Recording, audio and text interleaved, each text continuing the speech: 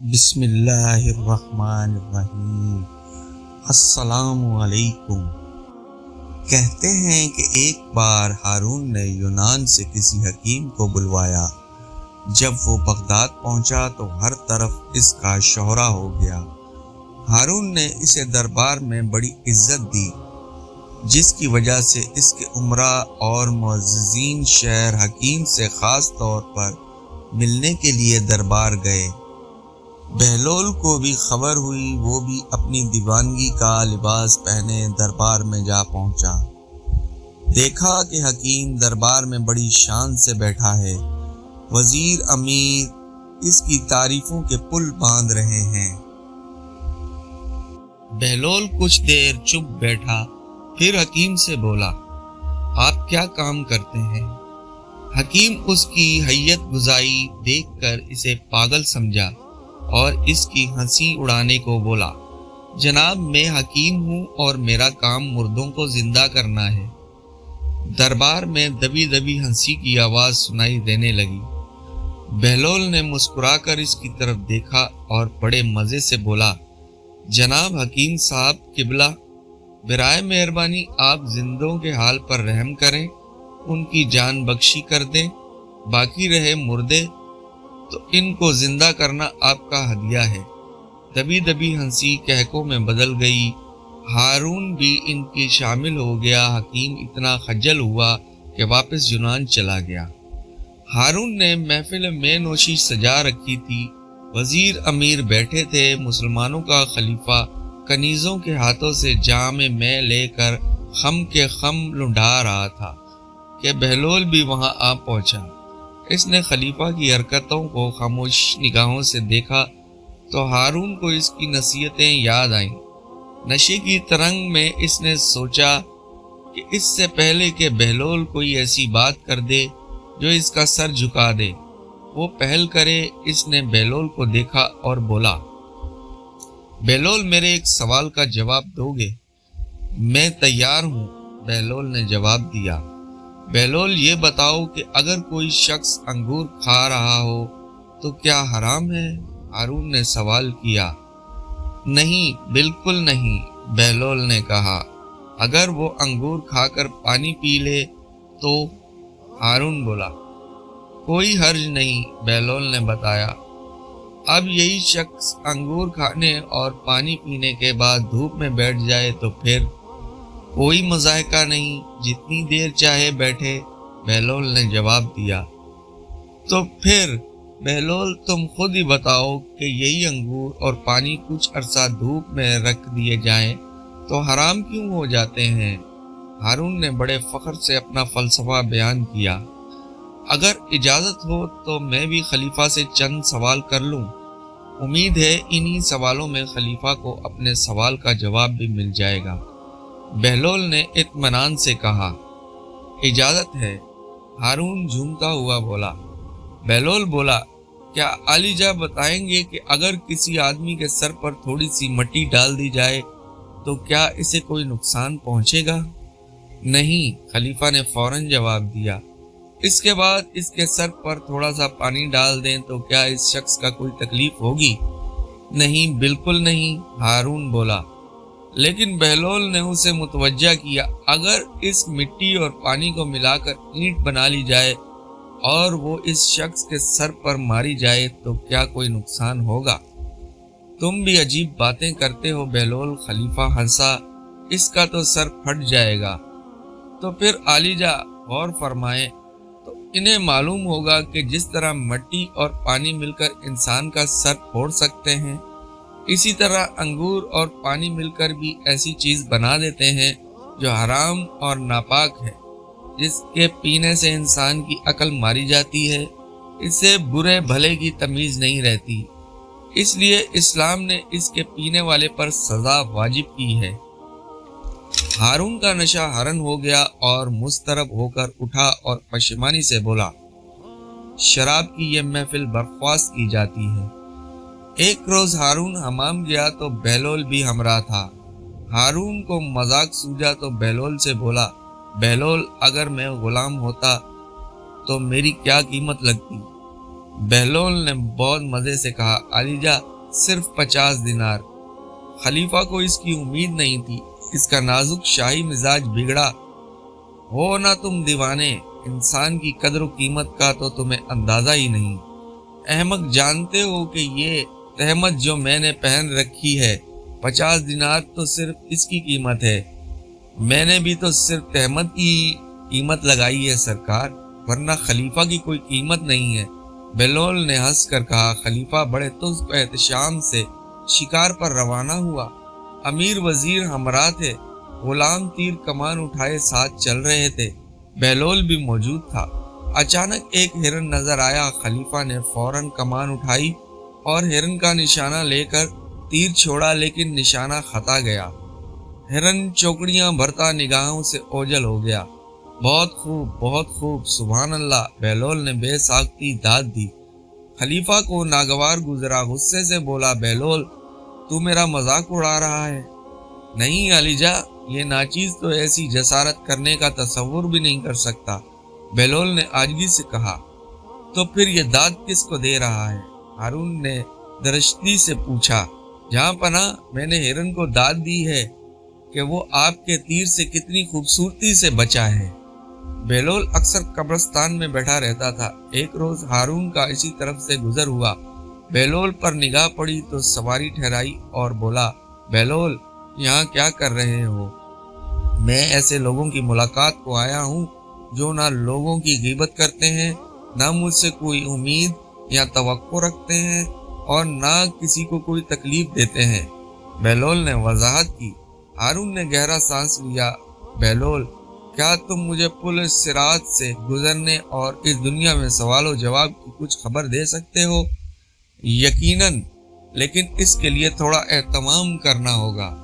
क्या अलीजा, इसका इंतजाम करेंगे? बहलोल ने कहा, हाँ हाँ, तुम बताओ, मैं अभी हुक्म देता हूँ, हारून ने जवाब दिया। फिर अलीजा अपने मुलाजमों को हुक्म दें कि वो यहाँ आग जलाएं, इस पर एक बड़ा तवा रखें, इस तवे को गर्म होकर सुर्ख हो जाने दें। बहलोल ने बताया। बहलोल की फरमाइश पूरी की जाए, हारून ने फरमाने शाही जारी किया। मुलाजमों ने फौरन आग जलाई। तवा लाया गया और गर्म होने के लिए आग पर रख दिया गया। लोगों की नजरें इसी जानिब थी और हैरत से सोच रहे थे, इससे बहलोल का क्या मकसद है? यहाँ तक का तो खूब गर्म हो गया। बहलोल ने कहा, अलीजा, पहले मैं इस तवे पर नंगे पांव खड़ा होऊंगा और अपना तारुफ करवाऊंगा, यानी मेरा नाम है, मेरा लिबास क्या है और मेरी खुराक क्या है। इसके बाद इस तरह आप भी तवे पर खड़े होकर अपना तारुफ कराएं। हारून को कुछ तामुल तो हुआ, लेकिन इसने मंजूर कर लिया और बहलोल से बोला, चलो तुम पहल करो। बहलोल तेजी से तवे पर खड़ा हो गया और जल्दी से बोला, बहलोल, खिरका, जौ की रोटी और सिरका, ये 3 लफ्ज कहकर वो झट तवे से नीचे उतर आया। इन चंद लम्हों में इसके पैर जलने से महफूज रहे। अब हारून की बारी। वो तवे पर चढ़ा और शाही अलकाब के साथ अभी अपना नाम भी नहीं बता पाया था कि इसके पैर जलने लगे और वो गिरता पड़ता तवे से नीचे उतर आया और बोला, बहलोल, तुमने मुझे किस अजाब में डाल दिया था? बहलोल मुस्कुराया। आपने ही तो फरमाइश की थी कि आपको क़यामत के सवालों जवाब के बारे में बताया जाए, तो आपने देखा गर्म तवे पर कदम रखना कितना मुश्किल है। इसी तरह जो लोग खुदा परस्त हैं, दुनिया के जाओ हशम से दूर हैं, लालच और तमा नहीं रखते, वो तो पिल सिरात से आराम के साथ गुजर जाएंगे, और जो दुनियावी शान और शौकत में डूबे हुए हैं, इन्हें इसी तरह अजाब से गुजरना होगा जिस तरह अभी आपको महसूस हुआ है। बयान किया जाता है कि एक रोज हारून का वजीर फजल बिन रबी एक रास्ते से गुजर रहा था। देखा कि बहलोल एक तरफ बैठा कुछ सोच रहा है। फजल ने इसका नाम लेकर इसे पुकारा, बहलोल, क्या सोच रहे हो? बहलोल ने चौंक कर सर उठाया। देखा कि फजल बिन रबी खड़ा है। बोला, तेरे अंजाम के बारे में सोच रहा हूँ। फजल चौंक गया। क्यों, खैरियत तो है बहलोल? सारे वजीर एक जैसे ही होते हैं, इसीलिए इनका अंजाम भी मिलता जुलता ही होता है। मुझे अंदेशा है कहीं तेरा अंजाम जाफर बरमकी का सा ना हो।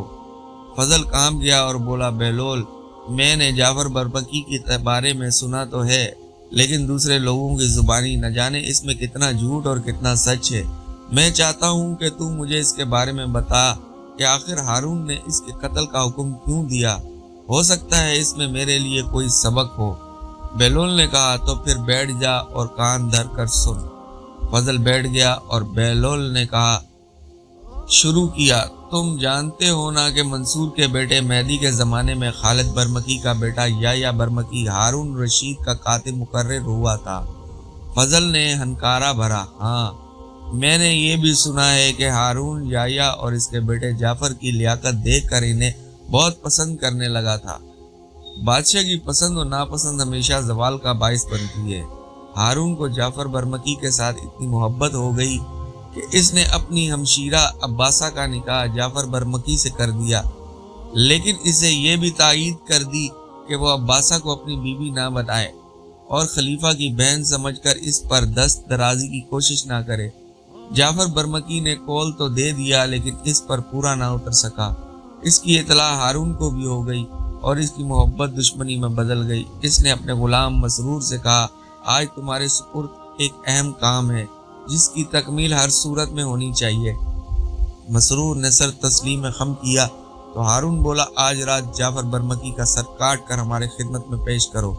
مسرور ہکا بکا رہ گیا، اس کی زبان گنگ ہو گئی اور اس کا سر جھک گیا۔ اس کے چہرے پر تشویش کے آثار دیکھ کر ہارون نے کڑے لہجے میں کہا، مسرور تو پریشان کیوں ہو گیا ہے؟ کس سوچ میں پڑ گیا ہے؟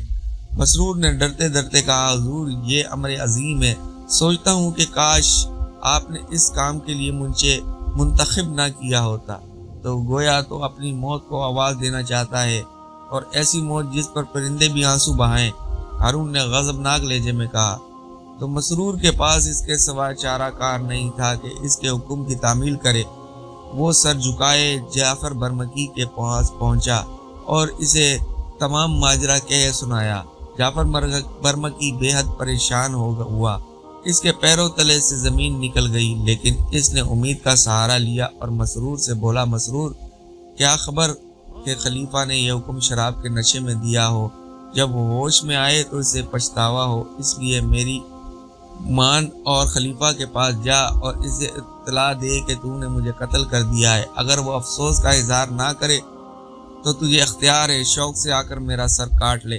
مسرور خلیفہ کی طبیعت سے واقف تھا، وہ اس کے حکم سے سرتابی کر کے خود مصیبت میں گرفتار نہیں ہونا چاہتا تھا۔ وہ جعفر سے بولا، آپ میرے ہمراہ ہارون کے محل تک چلیں، ہو سکتا ہے آپ کی محبت خلیفہ کو اپنا فیصلہ بدلنے پر مجبور کر دے۔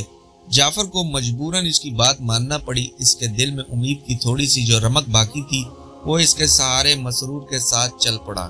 مسرور نے جعفر کو پردے کے پیچھے کھڑا کیا اور خود لرزتا کانپتا خلیفہ کی خدمت میں حاضر ہوا۔ اسے دیکھتے ہی ہارون نے کہا، مسرور کیا تم نے میرے حکم کی تعمیل کی؟ مسرور گھبرا گیا اور جلدی سے بولا، علی جا جعفر برمکی میرے ساتھ آیا ہے، وہ پردے کے پیچھے کھڑا ہے۔ مسرور یاد رکھ کہ اگر تو نے میرے حکم کی تعمیل میں ذرہ برابر بھی سستی کی تو جعفر سے پہلے تیرا سر اڑتا ہوا نظر آئے گا۔ مسرور کو اپنی جان پیاری تھی، اس نے لپک کر پردہ اٹھایا اور تلوار کا ایسا ہاتھ مارا کہ وجیح و حسین نوجوان کا سر تن سے جدا ہو گیا۔ پھر اس نے اس جوان رانا کا سر ہاتھ میں لیا جو شرافت اور دانشمندی کی تصویر تھا، جس کی فیاضی اور صفاحت سب سے بڑی ہوئی تھی، اسے اپنے سر پر رکھا اور ہارون کے سامنے پیش کر دیا۔ بے رحم خلیفہ کو اس پر بھی تسلی نہیں ہوئی اور اس نے حکم دیا کہ برمکیوں کے پورے خاندان کا نام و نشان مٹا دیا جائے، ان کا مال و اسباب پرکھ کر لیا جائے۔ جعفر کی لاش بغداد کے قلعے پر لٹکا دی گئی اور چند دن بعد اسے جلا دیا گیا۔ اے فضل، وزارت کا یہی انجام ہوا کرتا ہے، اس لیے محتاط رہو اور عوام کی بھلائی کو ہمیشہ پیش نظر رکھو۔ فضل کانپ گیا اور پریشانی سے بولا، بہلول مجھے سلامتی کی دعا دو۔ خلیفہ ہارون الرشید کے وزیر فضل بن ربیع نے بغداد میں ایک مسجد کی بنیاد ڈالی۔ وہ اپنے خرچ پر اسے بنواتا رہا۔ جب تعمیر مکمل ہو گئی تو مسجد کے دروازے پر کتبہ لگانے کی باری آئی۔ فضل بھی اس موقع پر آیا۔ اس سے پوچھا گیا کہ اس کتبے پر کون سی عبارت لکھوائی جائے۔ ظاہر ہے اس پر تو میرا ہی نام لکھا جائے گا، فضل نے بڑے فخر سے کہا۔ बहलोल करीब ही खड़ा था, वहीं से पुकार कर बोला, हजरत फजल बिन रबी, क्या आप इस दीवाने को ये बताने की जहमत गवारा फरमाएंगे कि आपने ये मस्जिद किसके लिए बनवाई है? ये खुदा का घर है, इसे मैंने अल्लाह की खातिर बनाया है। फजल ने जवाब दिया। बहलोल मुस्कुराया, आपका फरमाना बजा है कि ये आपने अल्लाह के लिए बनवाई है, तो फिर इस पर अपना नाम क्यों लिखवा रहे हैं? फजल ने गुस्से से इसकी तरफ देखा। क्यों मैं अपना नाम कतबे पर क्यों ना लिखवाऊं? आखिर लोगों को भी तो मालूम होना चाहिए कि इस मस्जिद का बनाने वाला कौन है। तो फिर मेरा नाम लिखवा दो कि इस मस्जिद का बानी बहलोल है। बहलोल ने हंसकर कहा, अजीब दीवाने हो तुम, भला तुम्हारे नाम लिखवाने की क्या तुक बनती है? इसने नागवारी से कहा, चलो ना सही, मेरा नाम ना लिखवाओ, अपना ही नाम लिखवा लो ताकि तुम्हारी शोहरत और नेक नामी हो, लेकिन फिर सवाब का ख्याल अपने दिल में ना लाना। बहलोल ये कहता हुआ आगे बढ़ गया। फजल का सर झुक गया। वो निदामत से बोला, बुलाओ बहलोल को और जो कुछ वो कहता है कतबे पर वही लिखवा दो। लोग बहलोल के पीछे दौड़े और इससे पूछने लगे कि कतबे पर क्या लिखा जाए, तो वो बोला, कुरान पाक की ये आयत से बेहतर कुछ नहीं जो इस कतबे पर कंधा किया जाए। फजल ने भी इसकी तायीद की और मस्जिद के कुतबे पर आयात कुरानी लिखवाई गई। एक अराबी के ऊंट को खुजली की बीमारी लाहक हो गई। लोगों ने मशवरा दिया कि इस पर अरंडी के तेल की मालिश करे।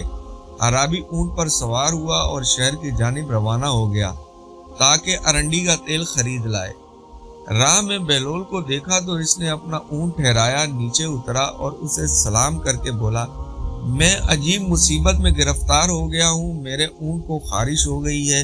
लोगों ने तो अरंडी के तेल की मालिश करने का मशवरा दिया है। मैं अरंडी का तेल लेने में जा रहा था, तुम्हें देखा तो मुझे ख्याल आया कि तुम्हारी दुआ में तो बड़ा असर है, अगर तुम मेरे ऊंट पर दम कर दो तो इससे शिफा हो जाएगी। बहलोल मुस्कुराया, सिर्फ मेरी दुआ में तो इतनी तासीर नहीं कि इतना बड़ा ऊंट इससे शिफायाब हो जाए। हाँ, अगर तुम अरंडी का तेल ले आओ तो मैं इस पर दम कर दूंगा, तुम वो तेल इस्तेमाल करना, तो उम्मीद है कि काम बन जाएगा। बात इस शख्स की समझ में आ गई। वो शहर से तेल खरीद लाया। बहलोल ने इस पर दम दुआ कर दी।